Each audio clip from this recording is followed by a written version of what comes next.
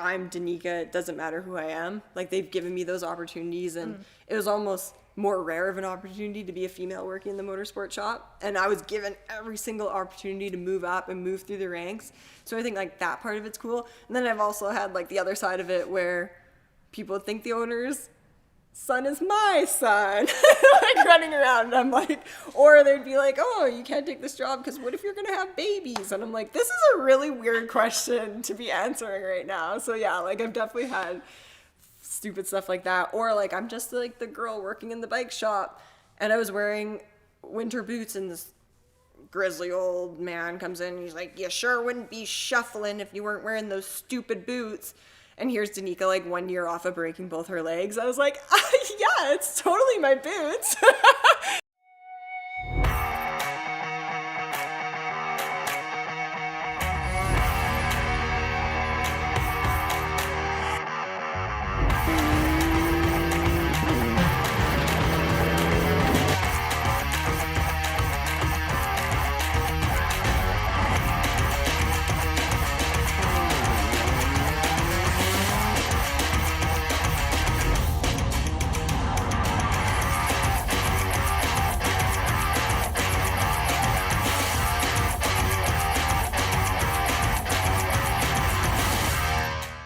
I'm Danika White, and I run Surf and Berms, and our sport is dirt biking.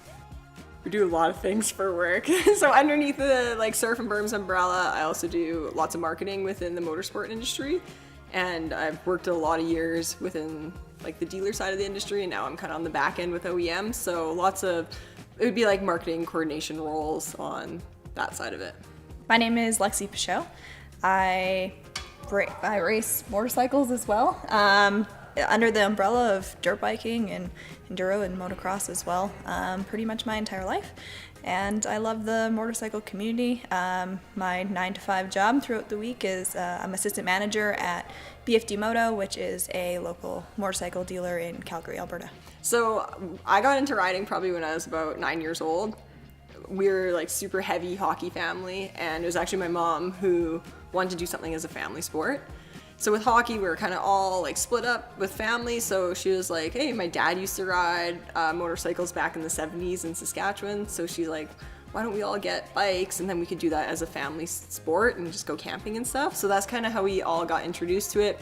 It was a super low key, kind of like family sport that we got into. And then from there, after like riding and figuring out, we started off-road riding first, and then we slowly found the motocross track Wild Rose in Calgary. My name is Renee Perfect White, and I am Danika's mom, which I'm so thankful for. So I thought it would be really fun I was working real estate. I had a pretty good gig going, so I thought, you know what, it'd be really nice for me to have the opportunity to go get Randy, Rockwell, and Danika a motorcycle, and they could have a lot of fun with it. So I did that, and then a few months into it, I thought, wow, what's this about?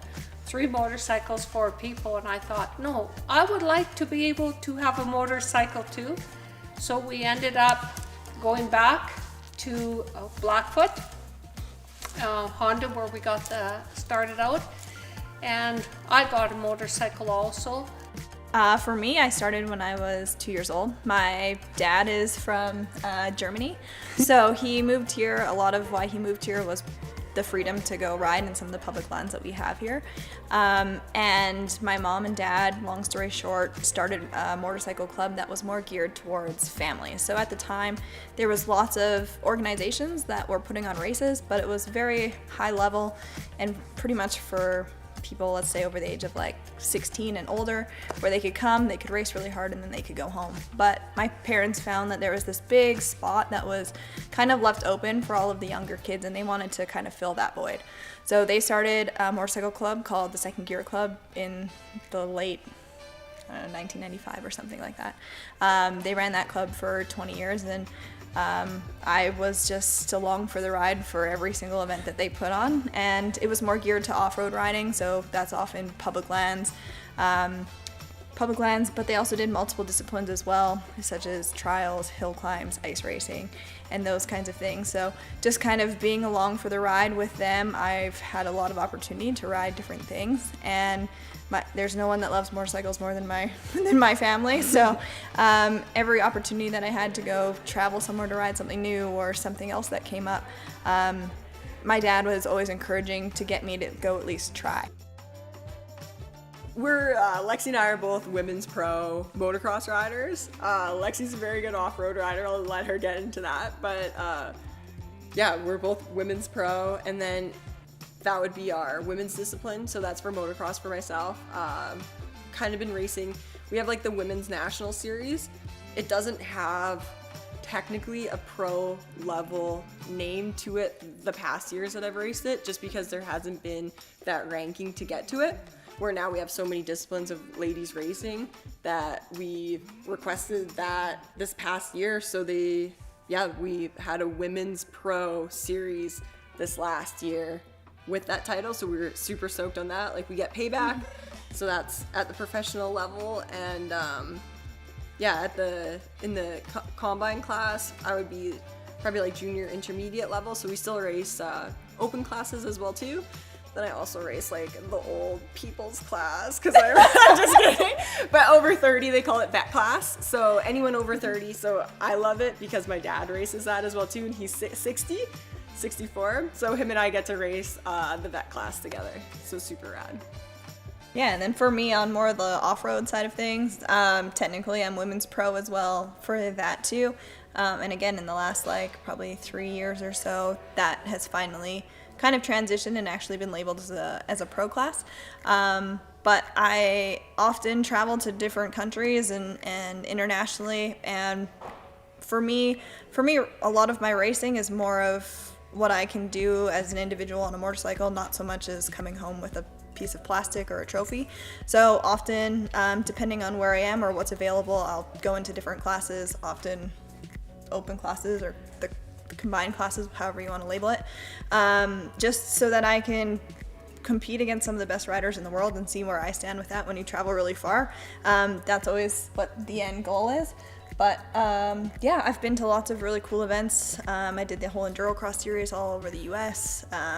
The ISD, which is a 6-day enduro that's held every year. It's kind of like the Olympics of the off-road series. And X Games, a few other ones that have been a lot of fun. So totally. There's lots of opportunity in motorcycling to go travel and to race different things. And anytime there's an opportunity to go do that, I always encourage people to.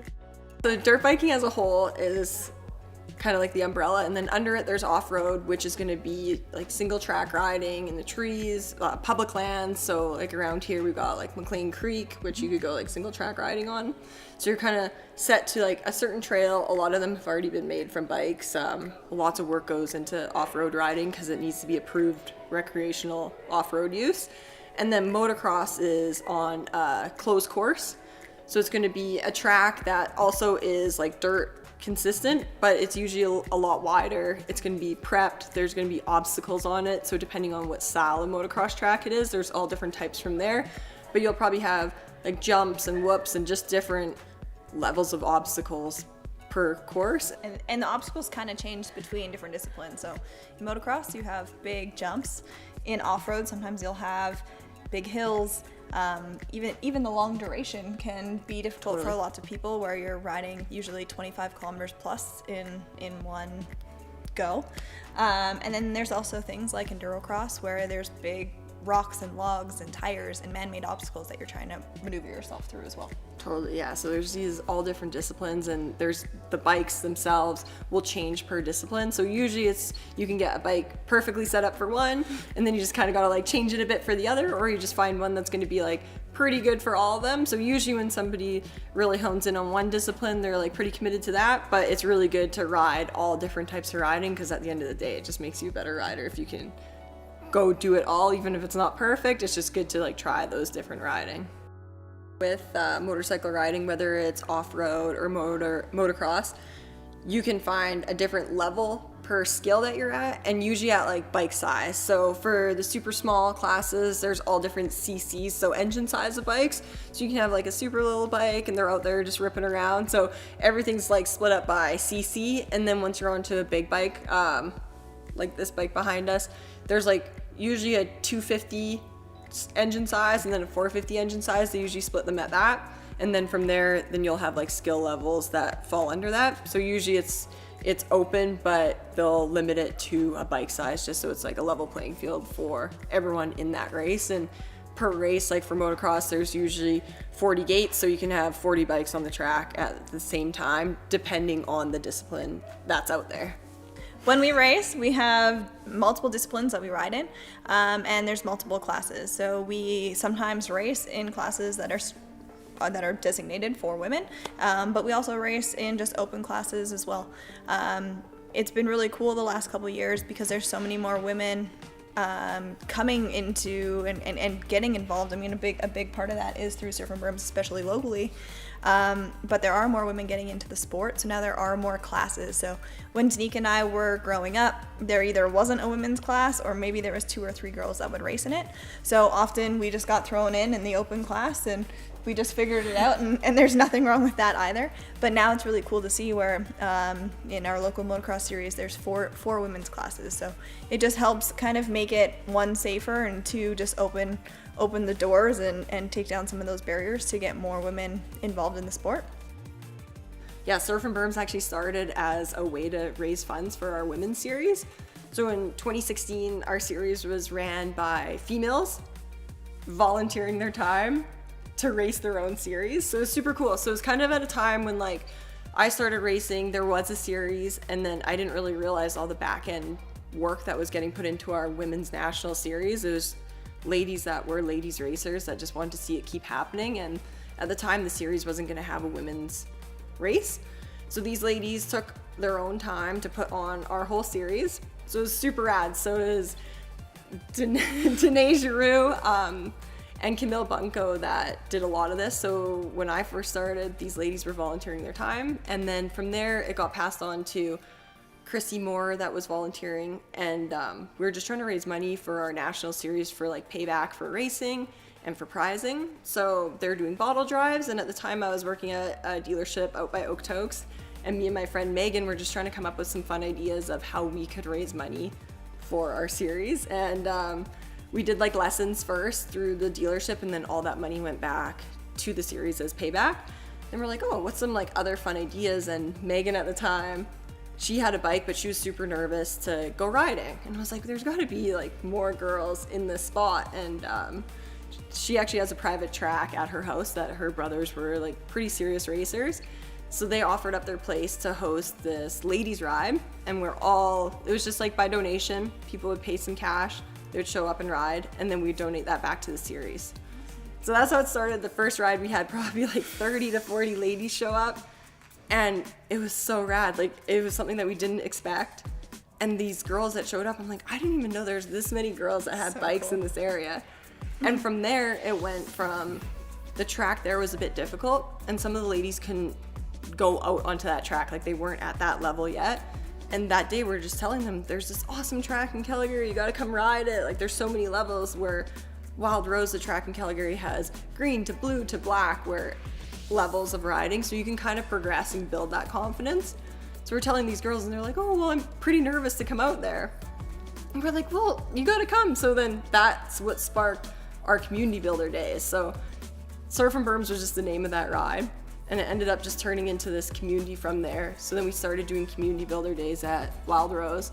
What it is we just named it Surf and Berms so people knew where to find us, and we kind of didn't want it to be like, hey, it's women's on bikes, because Lexi and I for sure can speak to that, but we grew up women riding.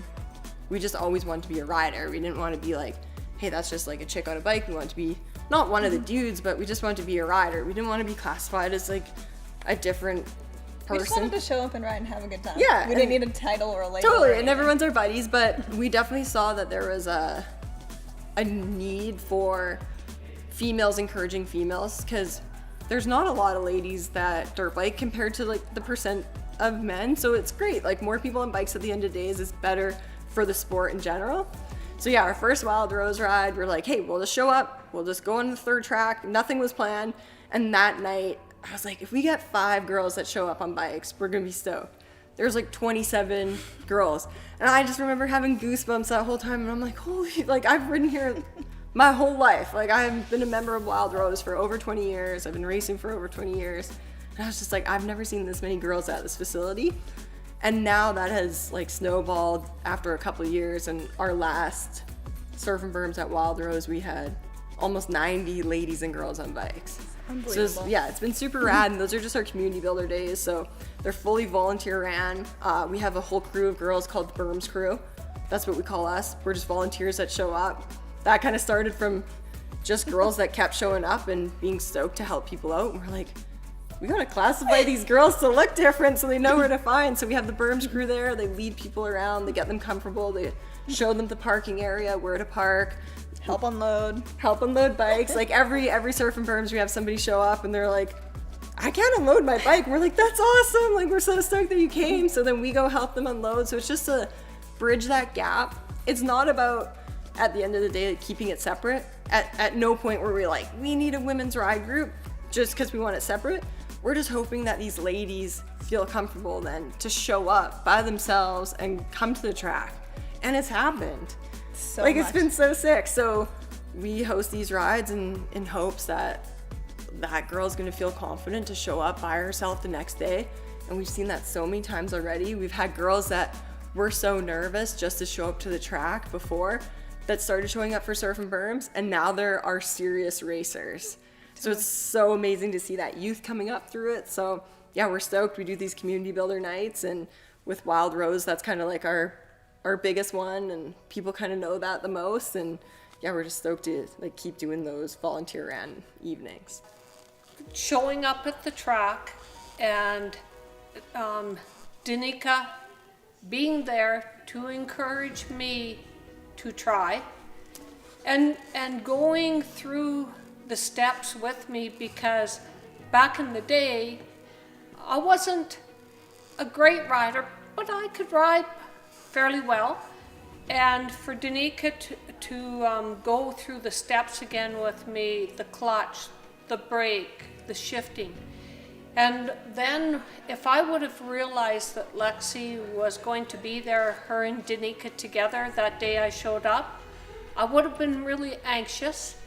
And it was kind of nice, just both those girls there. It was so pleasant that no matter what I asked, I didn't have to feel inadequate. Because now, full circle in life, I look at Danika in the same role that I was when she was a child, kind of, okay, Mom, have you got this? And so you know what? That is a huge gift for me to have that in this lifetime. From you watch your own child, and then and the encouragement that she would want me to come to ride with her. I would say my biggest accomplishment to date would be probably Camp Huckabuck, like doing Camp Huckabuck, which was that's kind of how Lexi and I first started talking and like getting to know each other. Was we both had a common thread of we really wanted to do a women's only weekend event where it's like a camp out. You show up as a female, you drive there, you're gonna camp there, you're gonna figure it out as we go. And we were just like, that was something that we really wanted to do for Alberta. And Lexi had that idea, and I was like, dude, I always wanted to do a camp out, and I have this name called Camp Huckabuck. And where that comes from is like there's a pro racer that would say Huckabuck, where if you get like off settled on your bike, it's like getting Huckabuck. So we're like, oh, that'd be so perfect. Kind of sounds like fun camp stuff. And we both never went to like Girl Guides or camp. We just only rode dirt bikes. So of course we're like, we gotta have some like camp stuff in our life. So we did Camp Huckabuck this year, which was a women's only 2-wheel camp out. So it was a ride in or drive in. So you could ride your street bike there and just camp, or you could just drive in with your dirt bike and go dirt biking. And that was Central Alberta near Red Deer. And we had all together around 60 ladies on bikes, and Friday and Saturday were 18 plus, just so ladies could show up, they can be comfortable. It's kind of their time to be there, and the whole facility was just ladies.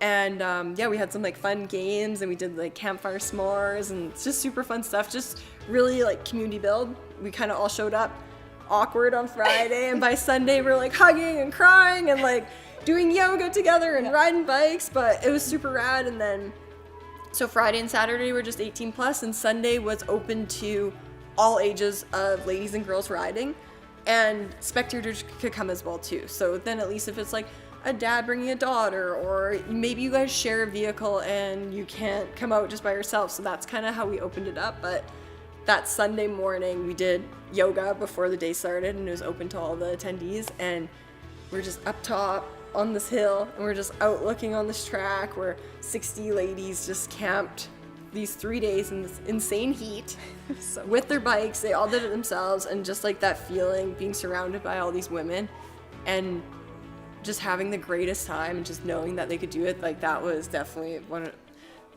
of my top accomplishments. That like I was just so stoked that came to life. And I think what was really cool too was that it bridged the gap between a bunch of disciplines, where sometimes you have, and I'm sure this is in multiple sports too, where you have the guys that ride moto, you've got the girls that ride off-road, you've got like these different groups that come together. And this, it just didn't matter what was being ridden. We were just showing up to go ride, and it was about more than just the riding. It was about the community aspect of it too. So we had all these people that maybe had never crossed paths before because they just had never ridden motocross before, they never ridden off-road or whatever it was, come together, and that was just so special. And to see the friendships kind of form throughout the weekend, and we were all there to help people unload, and like you said, but when you're parked beside someone, that person that's parked next to you just became your best friend because you had this icebreaker over unloading and trying to figure out how to set up a tent because you've never done that before, or whatever it was. For sure. So that was a very special event this past year, for sure. Yeah, that was rad. Everyone has that first ride, so it's kind of one of those things that don't be nervous about that first ride, because like we've both had them, we've helped people both have them, and I think if you have a good teacher, you have people that you trust to be able to get you out there, or just anywhere. If you're dirt biking, your local track or your trailhead, there's usually somebody that's a great coach around there. Like seek those out, or even just showing up to the track and asking questions.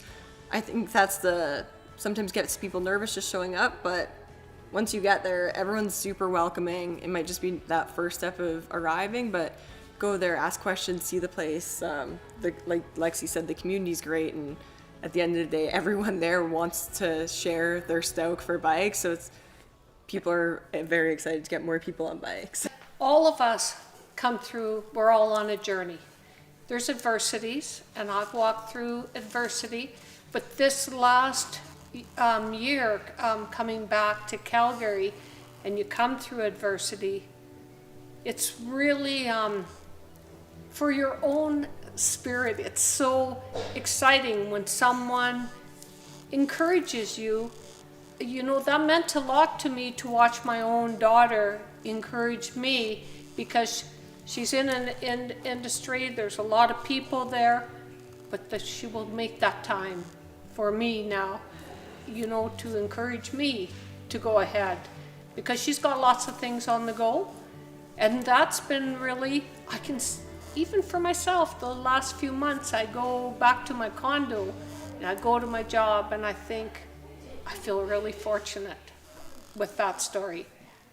So it's pretty cool on bikes that you can kind of start at any age, and I feel like that's something that Lexi and I are super passionate on. Is sometimes it's hard to get into riding because you usually like either need to know somebody or have a family member that does it. So that's something that we just are really trying to bridge that gap and making it more accessible for people to get on bikes, whether that's young, old, new, never been around a bike, or maybe they're just trying to get back to bikes. But I think that's something that we're really passionate about, is just kind of opening that horizon and being an open spot that anyone can come at any point of their life and find bikes, and that can look like it for anything, whether you're going to be a racer, or you're just going to ride, or you're going to commute on a motorcycle. Like that could be so many different layers, and it's kind of cool because any size of person, any gender, any rider, like you can be whatever you want to be on a bike.